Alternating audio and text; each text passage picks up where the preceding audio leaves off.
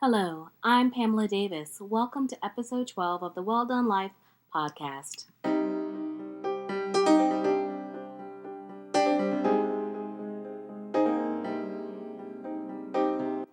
Hello, I'm Pamela Davis, and you are listening to episode 12 of the Well Done Life podcast.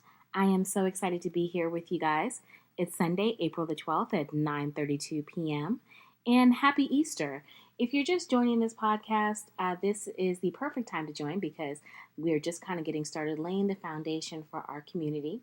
I started the Well Done Life with the hope that I would be able to utilize my journey, my experiences, and share them with you under the hopes that maybe there'll be some things that you can learn from, and at the same time, some things that I can learn from you by hopefully opening up a creative space where you feel comfortable with me sharing your journey.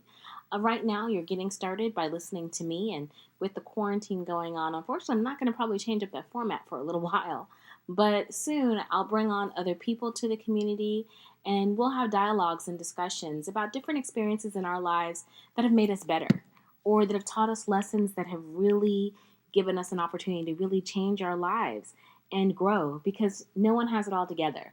And that's what the Well Done Life is about. Everybody sharing their experiences so that hopefully we can just be better and live our best lives possible. So I wanted to hop on tonight. Like I said, it's Easter Sunday, is Resurrection Sunday. And in the religious connotation of resurrection, this is the time where the tomb was open and Jesus had arisen. And he died for our sins and we were renewed. So it was funny because I started thinking about resurrection, not in the religious sense, but in the sense that I think at certain points in our lives, we've all gone through little resurrections.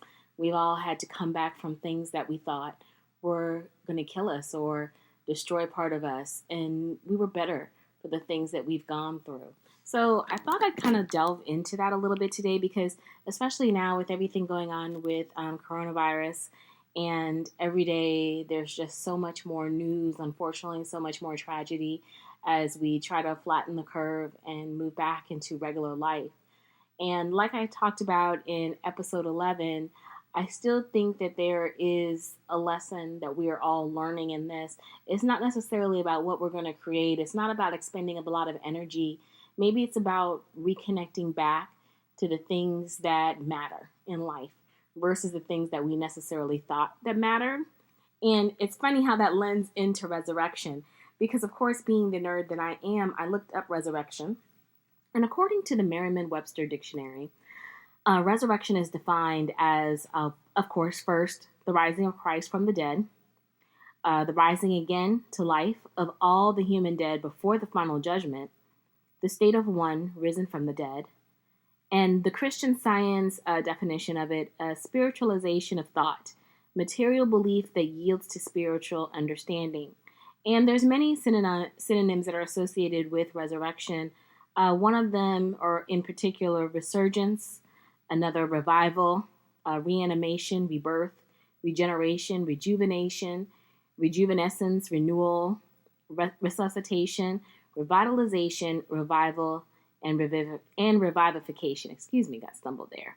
And there's so many different ways, like I said earlier, where I think in certain aspects of our lives, we've all gone through little resurrections at certain points in time. Like an example that they gave in Merriam-Webster Dictionary was he was enjoying the resurrection of his career, a resurrection of an old theory. So the word resurrection is used in many connotations outside of obviously the ultimate religious connotation.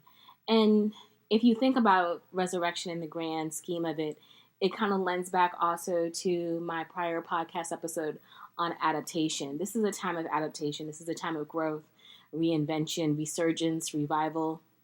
I really feel like there is something, like I've mentioned before, that God and the universe are trying to tell us. And this is a time for us to prepare and renew. But I think about that also in the times of how, like I said, it's not about necessarily creating something, but maybe it's about moving past certain pains in our life.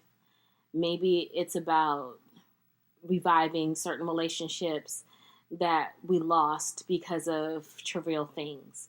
Or maybe it's just a resurgence inside of ourselves where we realize, the things that I was focusing on previously before this happened don't necessarily fit with the person that I am right now and who I think I'm going to be after all this is over. And I need to go in another direction and revive a part of myself that maybe I put away. Like I said, I think we've all kind of gone through different times where we've had resurrections, where we've come back from hard situations. I know myself, one of the hardest things that I've ever gone through was when my father passed away. And I talked about it when we first got started in the podcast journey. But full transparency, when my father died, I lost a very large part of myself. I really did. We were very close, and we're a small family, and we've just always been together. My father was that person that I called, even as an adult, for like the littlest things. If I wanted to know how to make something, I didn't necessarily call my mom. I called my dad. No shade to my mom, but my dad was a much better cook than my mom. And I called him. Or if I needed to do something with my car, he was that person. I mean, he was my first boyfriend. He's my first love. I think all little girls who had that type of relationship with their father, they feel that way. So he ultimately was that person for me. And he was my greatest champion, but also my most clear mirror. He could see in me the things that needed to fall away that I couldn't see in myself.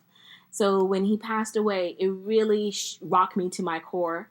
And internally, I wound up having to really retreat inside of myself and grieve. But at the same time, it exposed a lot of areas in my life that I needed to get better in. One in particular was relationships. I've always struggled with relationships because I think my dad really summed it up really well. I was always that one trying to breathe life into dead situations. And my father was always the man to tell me, you know, Pam, you really need to stop breathing life into people who need to stay dead to you. If it's not a reciprocal situation, they're draining you, and you're going below yourself to make someone else feel comfortable at the detriment of your happiness. And I couldn't see it all the way through at that point when he was alive. I was much younger, and of course, when you're younger, you tend to think that you know everything. But looking back on it, I recognize how true he was, how honest he was, how he saw the queen that I am.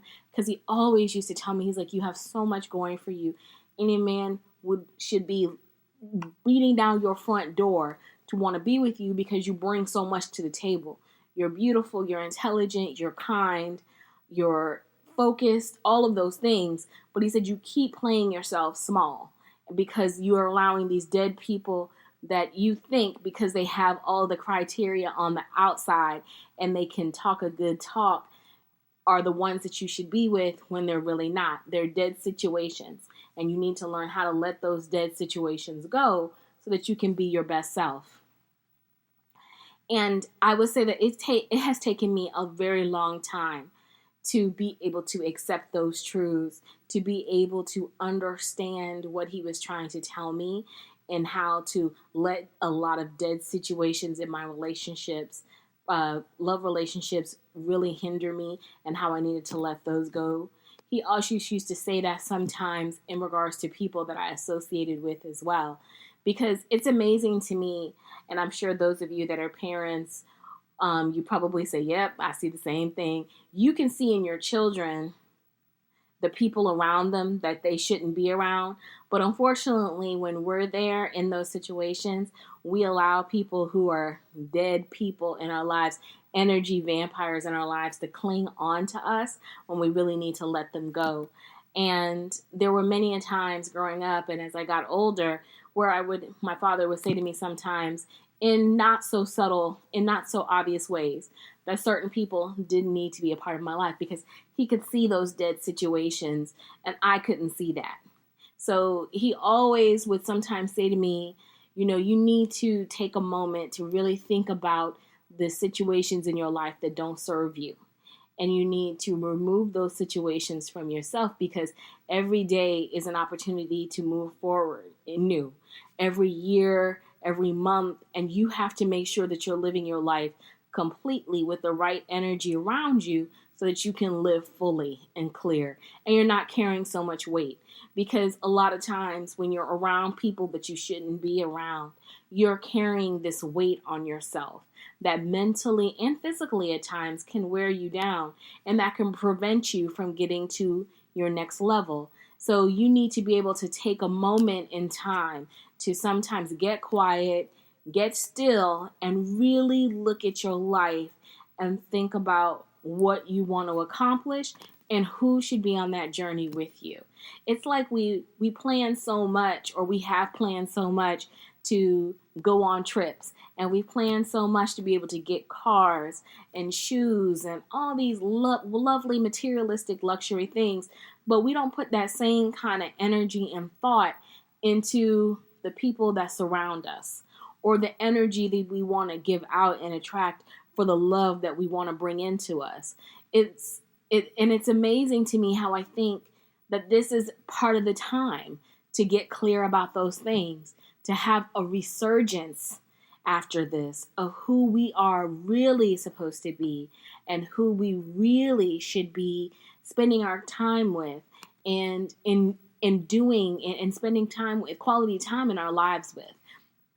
And excuse me, about getting jumbled up, it's just, I kind of get passionate about it because it's so important. As I've gone into this year, and I think I said it probably in episode 10 or 11, I really felt like this is a time where time is fleeting. And maybe because I turned 47 this year, so I really, really feel like time is fleeting. But it is. And we are seeing people who are young pass away from COVID-19. This is not a disease that discriminates. It'll come for you at whatever age it will touch you. So it's like you don't have that time to waste your energy on foolishness or foolish people.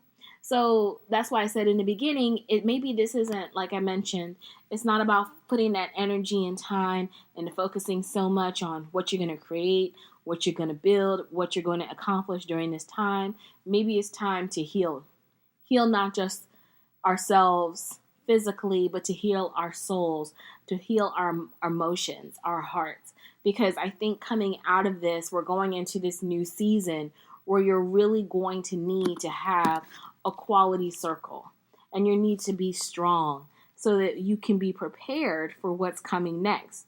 Because I think what's coming next is going to be very different, very interesting. Because when I was researching about talking about resurrection, I came across this quote, and it said, "Let the resurrection joy lift us from loneliness and weakness and despair to strength and beauty and happiness." And again, it goes back to the original definition of resurrection. This is a time of coming out. This is a time of healing. This is a time of revitalization. This is a time of rebirth and regrowth. The earth is healing. We need to heal physically. We need to heal emotionally. And God knows there's already so many things that we could be doing better physically.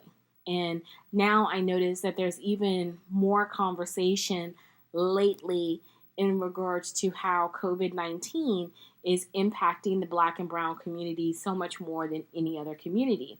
And how it's because a lot of times we have all these underlying health issues that make us susceptible to being affected by COVID-19. And part of that is because of the fact that there is systemic racism. And no one, for all these years that we have gone through, has recognized that systemic racism is still in play, and that a lot of times Black and Brown people have to be their greatest advocates for their health. They have to advocate for it like they're in court, like you trying to fight a case. And I'm speaking that way from experience. I have to fight for my health care. Yes, I would probably be considered middle class that you say, and yes, God knows I'm blessed. I have insurance through my job. That's pretty good. And that will afford me the opportunity to be able to go and take care of myself. But I do that because I make my health a priority. I've learned through watching experiences with my family that I have to make that a priority. I'm having to fight for my own mother's health care. I understand what that's like. And that's an everyday job. And that everyday job gets taxing and wearing on the people who have to fight it. So I think that is a light that is shown on a deeper issue.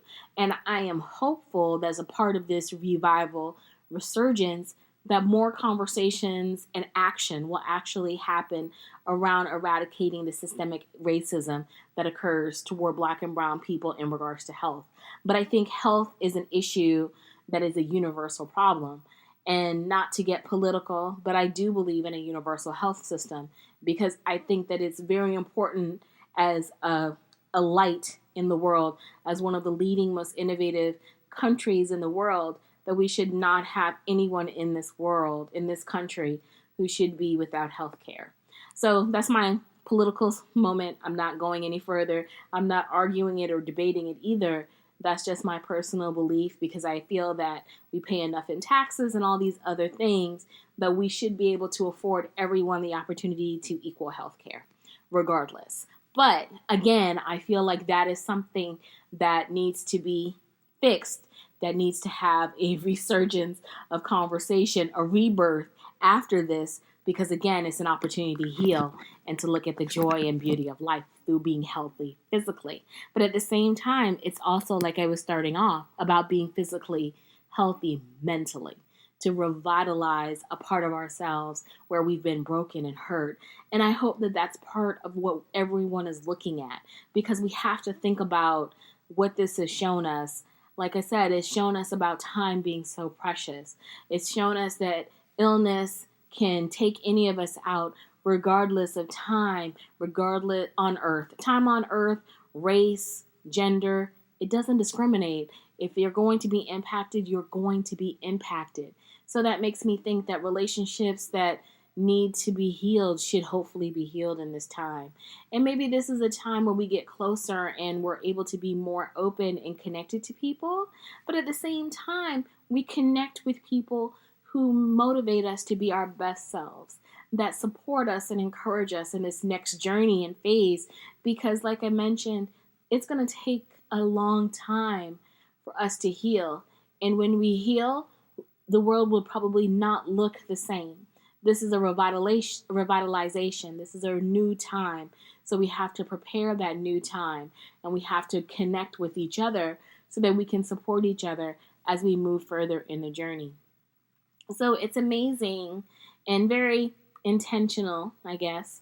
That's probably a better word, intentional, that we're having this time to chat right now, because this is, again, it's Easter Sunday. This is the day that Jesus rose from the grave. This is a time of rebirth and rejoice. He died for all of our sins. So the slate is clear. This is our time of resurrection. This is our time of healing. This is our time of loving and encouraging each other and supporting each other and being our best selves on all levels, not just how much material things that we can have, but on a spiritual, physical, a mental level. So I hope that we take this moment to heal ourselves. I hope we look at this as a jumping off point to something new, something greater happening, because we're all being quieted for a reason. So we have to look at those reasons and be clear about them. So I just wanted to kind of talk about the resurrection a little bit, because I think that, like I said, it applies to us in so many different ways. And we just kind of have to look at the universe, look at the world, look at what God is trying to tell us every day, and think back to those things inside of ourselves that we need to heal and be better about. So I hope that everyone starts this week off thinking about, gosh, this is a new start. How can I be better from right now? So if there's something, like I always like to say, it in your heart that you haven't done, take this as your opportunity to go do it. Even if it's the smallest thing, it does not matter because it was placed in your heart for a purpose, for a reason, and you should do it because you never know what door may come open because you took a chance on yourself. So if you would like to, please like and share this episode and the podcast with your friends. You can find me on Apple Podcasts, Stitcher, Spotify, and anywhere podcasts are streamed. Excuse me. And I hope that you'll take an opportunity to follow me or connect with me on social media. You can reach me on Twitter at Pamela L. Davis. Reach me on Instagram and Facebook at Pamela L. Davis. Or you can just email me if you'd like at thewelldonelife@gmail.com. And I will put all of my social information, because I've been bad about that before, in the show notes so that you have a way to get in touch with me. And I would love an opportunity to connect with you.